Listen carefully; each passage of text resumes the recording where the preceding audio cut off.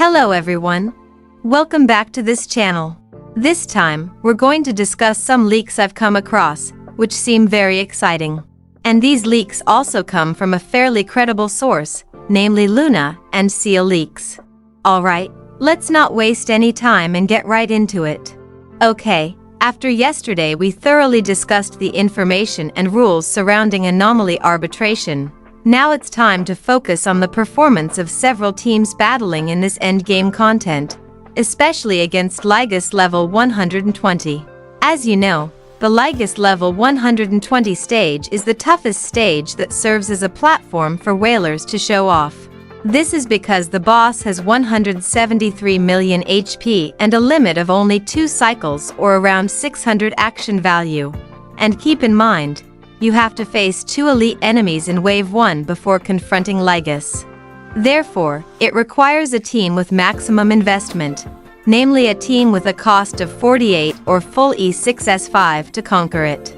However, there's an interesting fact: Anomaly arbitration at its highest difficulty is not about a DPS check, but a survivability check.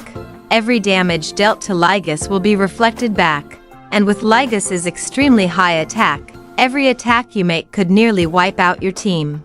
We will discuss the performance of several teams, from those considered meta to those deemed mediocre, and of course, all of them use characters with full E6S5. So, let's start with the Firefly team. As we know, the Firefly team is no longer meta in the 3 endgame contents like Memory of Chaos, Pure Fiction, and Apocalyptic Shadow. But how does the Firefly team with a full E6S5 composition perform in this toughest content? According to Luna's testing, the Firefly team ran out of action value and could only reduce Lygus's HP to 98% remaining. Out of a total of 173 million HP, this means they only managed to deal about 2% or 3.4 million HP. This could happen because the Firefly team lost a lot of AV in the first wave while fighting the 2 elite enemies. Next, we move to the DoD team. This team is back on the rise thanks to the arrival of a new DoD character, Hizelins. This team consists of Kafka, Black Swan, Hizelins, and Wawa. In testing, this team ran out of action value and managed to reduce Lygus's HP to 66% remaining, or about 114 million out of the total 173 million HP. This means the team managed to deal about 34% or 58.8 million HP. Although the result is much better than the Firefly team in this test, the DoD team still couldn't complete the battle within the 2-cycle limit. Next, we have the Herta team, consisting of the Herta, Anaxa, Tribi, and danheng Pity. This team managed to complete the battle in 2 cycles with 14 action points remaining. This is a pretty impressive achievement, considering this team is now somewhat overshadowed. However, at least the Herta team can still clear the Lygus level 120 stage. Then, we move to 2 teams that are currently considered meta. And this time, these 2 teams were tested by Seal Leaks, of course with a full E6S5 composition.